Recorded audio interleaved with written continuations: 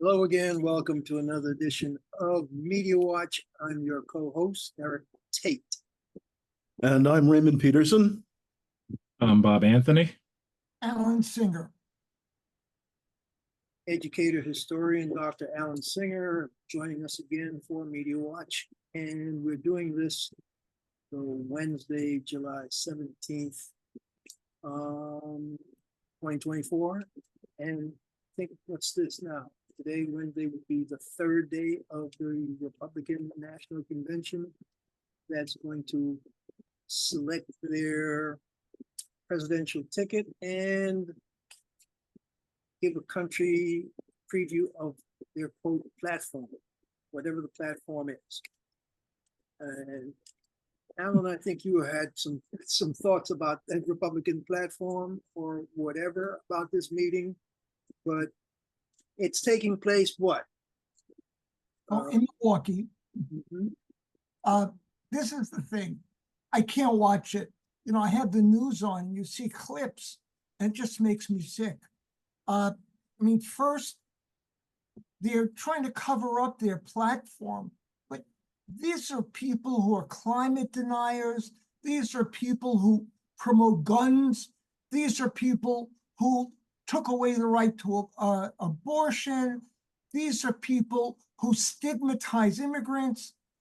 You know, what we have are people who are running against Trump, who all basically, Nikki Haley said he was deranged. Wait, we got, wait, before we even get into those folks, he showed up early, didn't he? Tell us about that early arrival.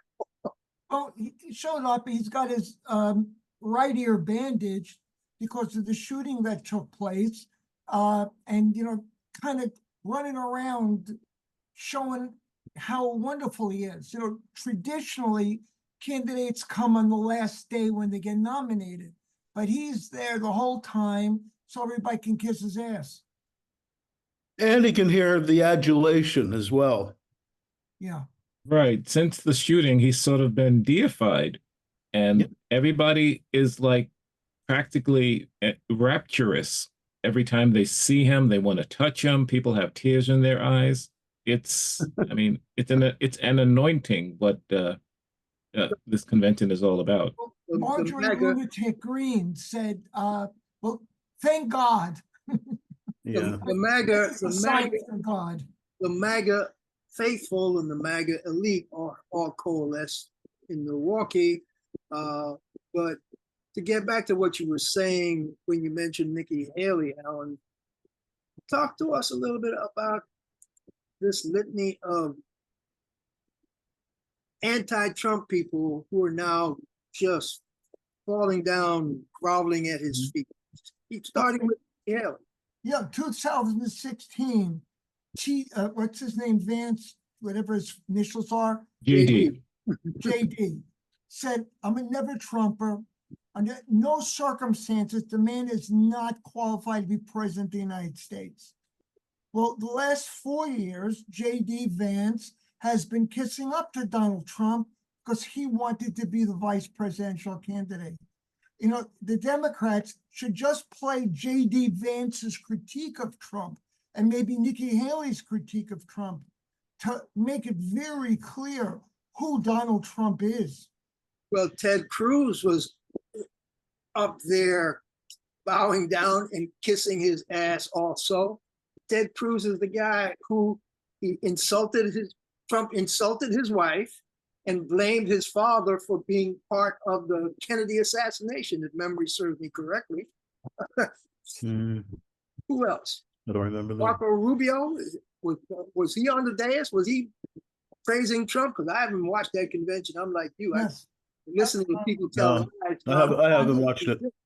But I've been watching some of the clips. I didn't see any clip about Marco Rubio. Was he there? I believe he was there. I believe he's there. They've sort of reached out to get these former outliers into the House, into the convention. And DeSantis was there. And he's speaking. Maybe today, I think he's speaking. Yeah, and DeSantis is speaking today. I believe so. Florida Governor DeSantis, who ran against Trump for the nomination. So yeah.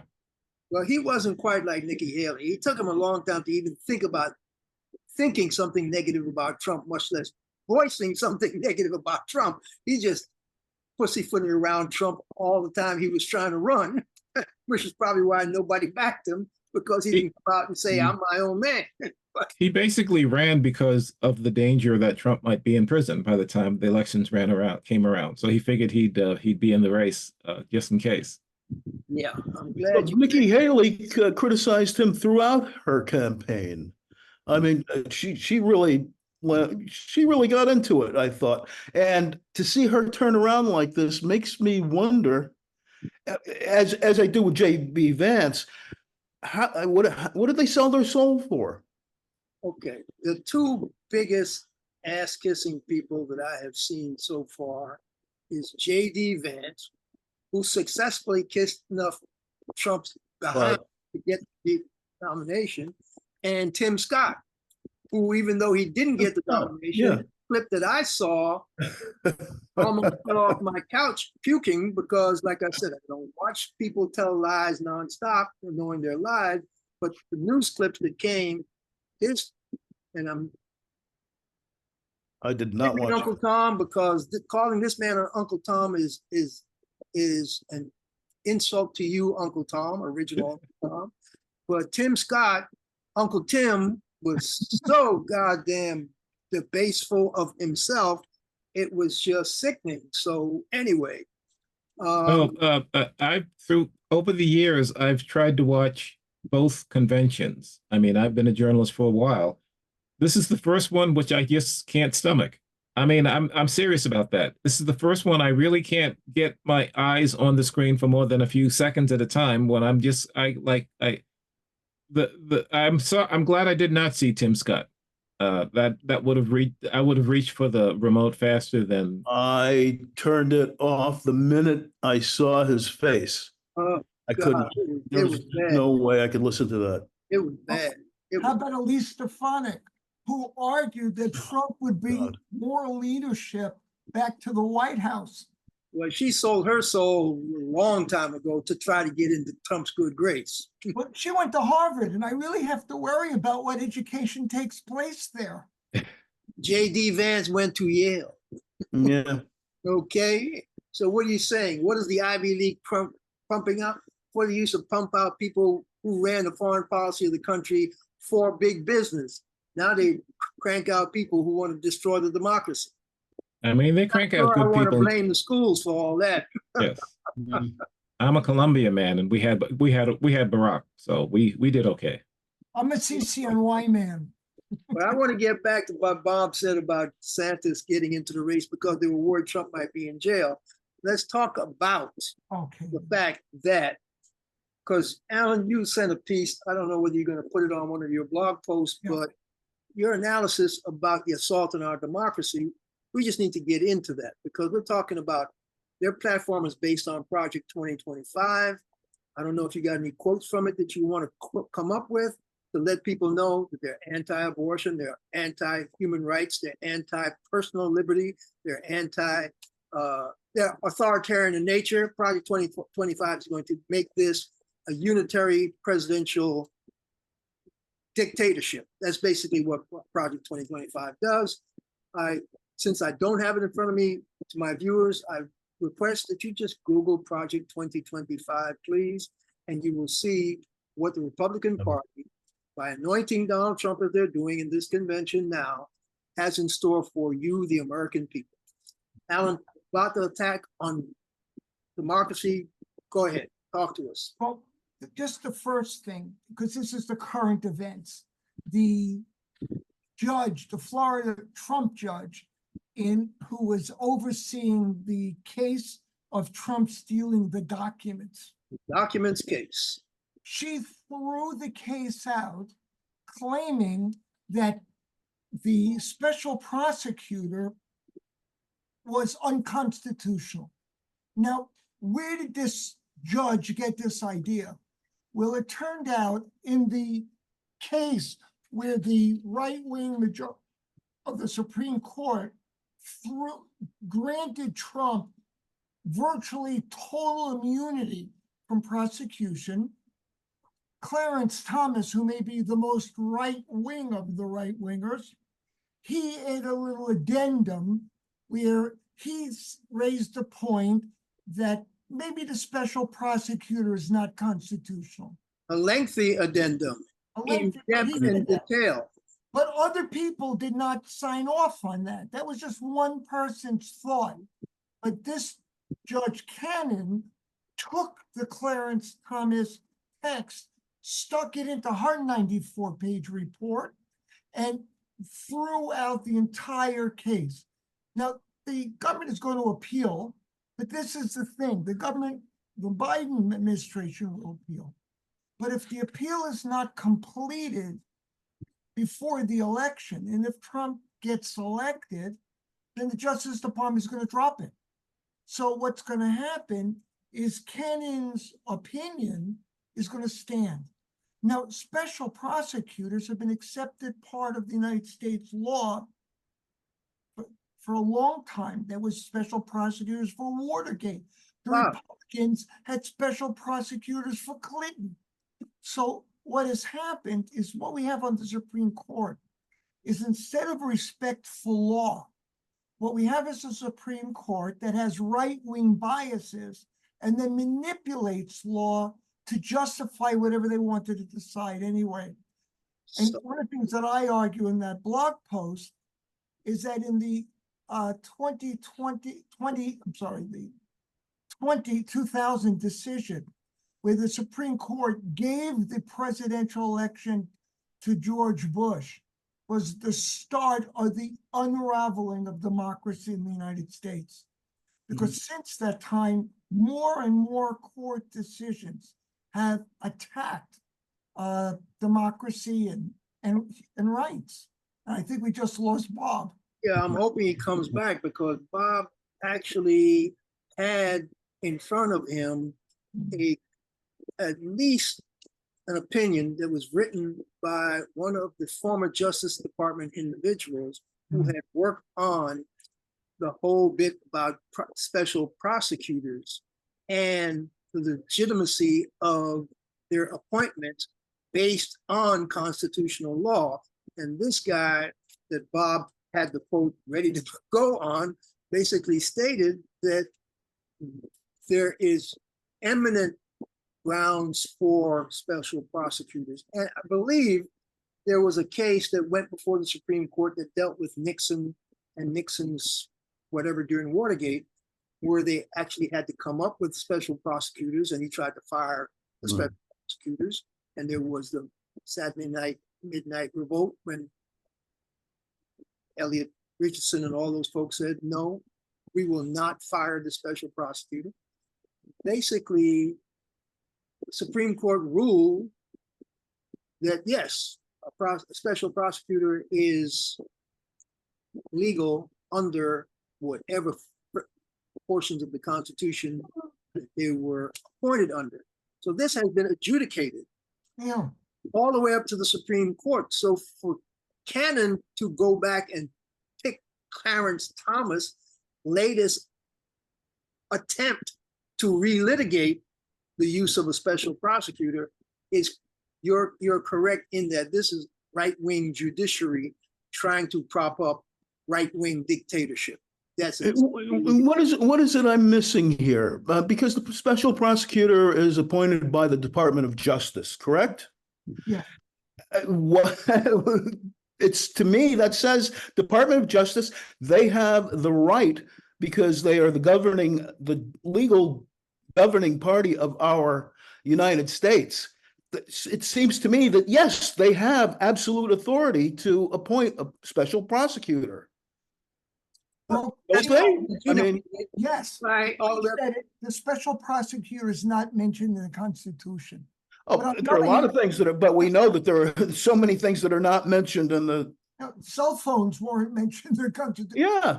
Highways, airplanes, cars. Right. No, this is taking the literal originalist doctrine to the letter by saying if there is no original law, et cetera, that says this is legal per the US Constitution, this law is not constitutional. They'll bend over backwards for that, but they had to twist themselves into knots when Clarence Thomas said dissentingly that abusers have the right to hold guns because the constitutional, there's nothing in our early laws that said abusers can't hold guns. And so that Second Amendment right is upheld. But the US Supreme Court, because they knew it was kind of crazy to say that abusers could own weapons and assault their partners, they said, oh no, states can actually forbid abusers. But Clarence Thomas said, no, based on our previous ruling, that's wrong. We need to stick to our guns and stay with that. But because they wanted to switch themselves. Protect his own right to have a gun? Yeah, there was a case that came before the Supreme Court about an abuser being denied a weapon, and it went all the way up to the Supreme Court because he claimed his Second Amendment right was being violated. And based on their earlier ruling that they made about the New York State gun law was unconstitutional, etc., whatever reasoning they used to throw out the New York State licensing of guns and prohibiting people from owning guns, they claimed that was against the Second Amendment.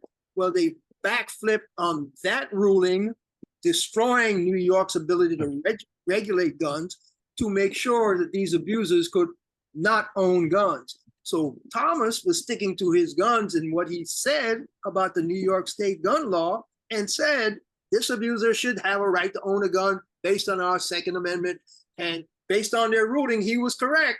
But the rest of the Supreme Court said, no, we'll find a way to make sure those abusers can. So they were talking out of both sides of their mouths. Correct. What about the shooter, that 20-year-old who shot at Trump? I guess he had a right to an automatic submachine gun. The weapon was bought legally by his father. Nobody knows whether he went to his father's and got permission to take the rifle to a rifle range because he was part of a gun club. We don't know too much about him, but it wasn't an illegally purchased weapon. And so he's of age. He basically had access to his father's weapon. So, and there's nothing in the Constitution that says you can't shoot as at a presidential candidate. I don't know whether So you can shoot at anybody you want, but they arrest you for attempted murder.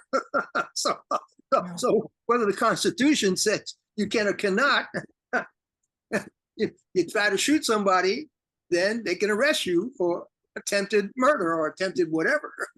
Well, I'd take it to the Supreme Court. There were laws that restricted purchase of submachine guns, like the one used in the shooting at Trump. And when the law expired, the Republicans blocked any effort to regulate the private ownership of submachine guns. Yeah, I think that was part of the Brady bill that got expired, and they would not extend it. And so now you can't. It's like saying, oh, a bump stock is not a rifle, and so therefore, you can allow the bump stock that can make bump stock that can make normal guns fire like automatic weapons. But their ruling was, well, it's not a rifle, and the bump stock was not. It's whatever the Supreme Court ruling was that they bent over backwards to allow more guns.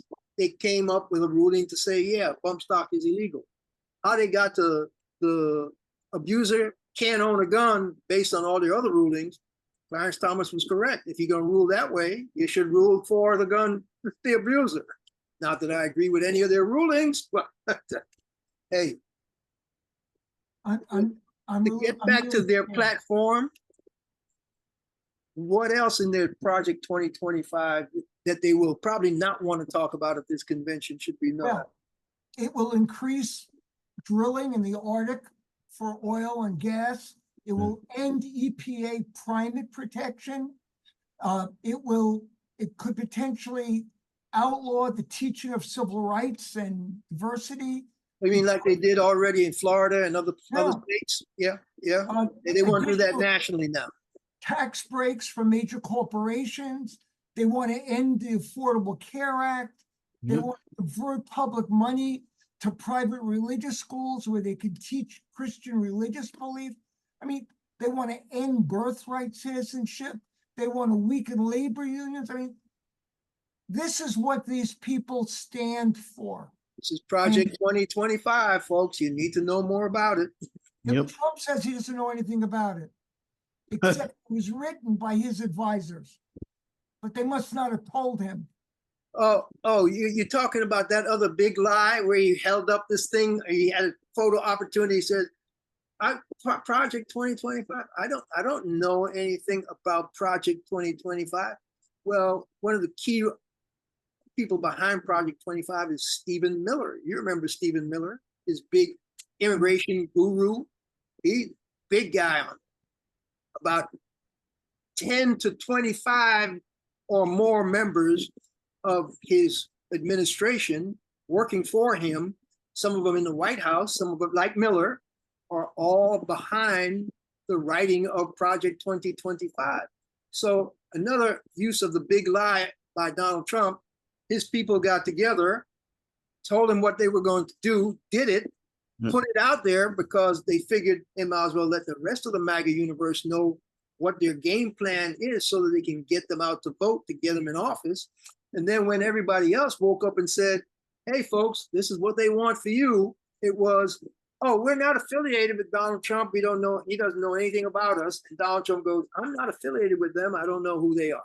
That's where we are with this Republican Party and its plans for the U.S. government. I want to suggest some new vocabulary. For example, rather than the Supreme Court, we should call it the Extreme Court. And I'd like to change the MAGA universe to the maggot universe.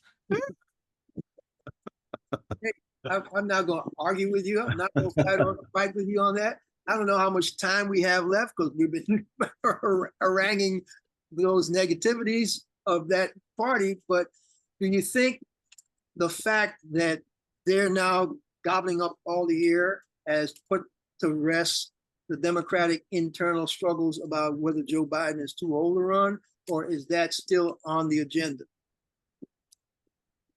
Well, I don't know. The latest I heard from the Biden camp is that the president says that if a doctor tells him he should not run, he will drop out. But that's the only way he will drop out. I don't know what the GOP is saying. No, I don't care what the GOP is saying. I'm worried about the Democrats who keep.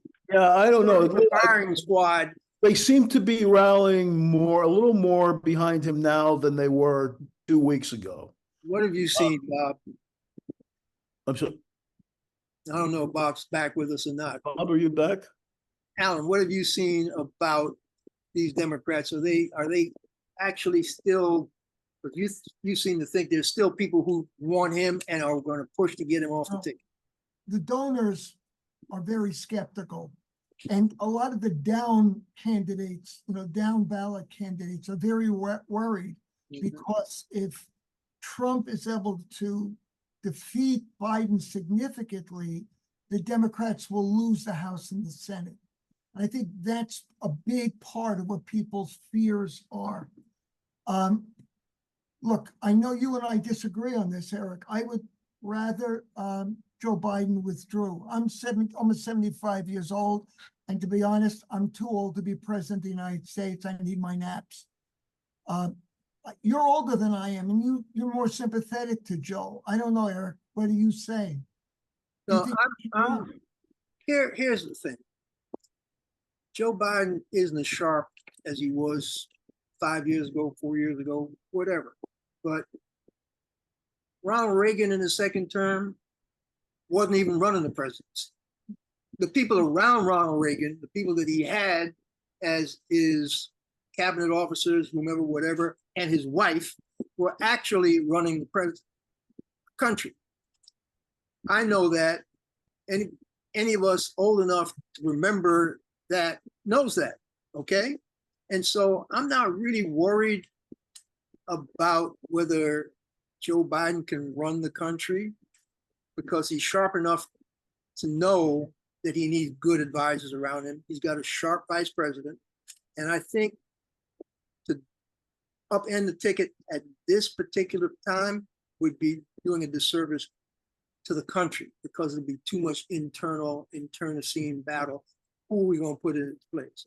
Do we want a female who is white and more palatable than a black vice president? Do we want a black white male that'd be more palatable to the white supremacist people who are? Interesting enough, my middle daughter said to me, white women are the ones who put Donald Trump into power, and white women are the ones who are going to save this country. They just have to wake up and bite the bullet and stop voting for white supremacist males. That was her, and she's correct.